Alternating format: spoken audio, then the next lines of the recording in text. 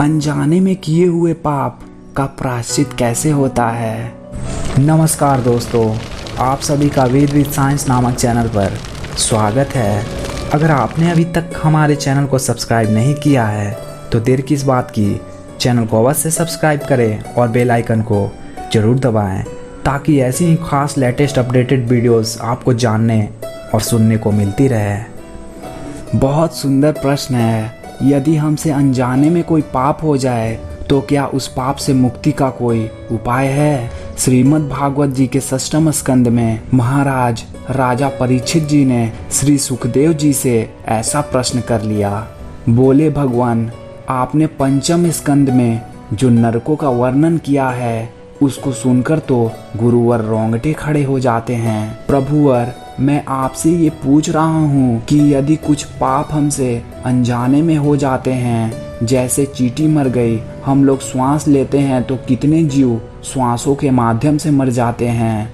भोजन बनाते समय लकड़ी जलाते हैं, उस लकड़ी में भी कितने जीव मर जाते हैं। ऐसे कई पाप हैं जो अनजाने में हो जाते हैं, तो उस पाप से मुक्ति का क्या उपाय है। आचार्य सुखदेव जी ने कहा, राजन, ऐसे पाप से मुक्ति के लिए रोज प्रतिदिन 5 प्रकार के यज्ञ करने चाहिए। महाराज परीक्षित जी ने कहा, भगवान, एक यज्ञ यदि कभी करना पड़ता है तो सोचना पड़ता है, आप 5 यज्ञ रोज कह रहे हैं। यहाँ पर आचार्य सुखदेव जी हम सभी मानव के कल्याणार्थ कितनी सुंदर बात बता रहे हैं। बोले, राजन, पहली यज्ञ है जब घर में रोटी बने तो पहली रोटी गौ ग्रास के लिए निकाल देना चाहिए।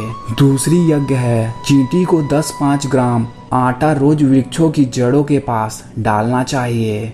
तीसरी यज्ञ है पक्षियों को अन्न रोज डालना चाहिए। चौथी यज्ञ है आटे की गोली बनाकर रोज जलाशय में मछलियों को डालना चाहिए।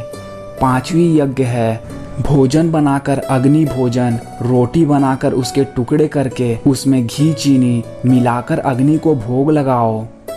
राजन, अतिथि सत्कार खूब करे। कोई भिखारी आवे तो उसे जूठा कभी भी भिक्षा में ना दे। राजन, ऐसा करने से अनजाने में किए हुए पाप से मुक्ति मिल जाती है। हमें उसका दोष नहीं लगता, उन पापों का फल हमें नहीं भोगना पड़ता। राजा ने पुनः पूछ लिया, भगवान, यदि गृहस्थ में रहकर ऐसी यज्ञ ना हो पाए तो और कोई उपाय हो सकता है क्या। तब यहाँ पर श्री सुखदेव जी कहते हैं, राजन, नरक से मुक्ति पाने के लिए हम प्रायश्चित करें। कोई व्यक्ति तपस्या के द्वारा प्रायश्चित करता है, कोई ब्रह्मचर्य पालन करके प्रायश्चित करता है, कोई व्यक्ति यम नियम आसन के द्वारा प्रायश्चित करता है। लेकिन मैं तो ऐसा मानता हूँ राजन, हरि नाम संकीर्तन से ही जाने और अनजाने में किए हुए को नष्ट करने की सामर्थ्य है। इसलिए हे राजन, सुनिए, श्वास श्वास पर कृष्ण भजी, वृथा श्वास जानी खोए, न जाने या श्वास की आवन होए न होए।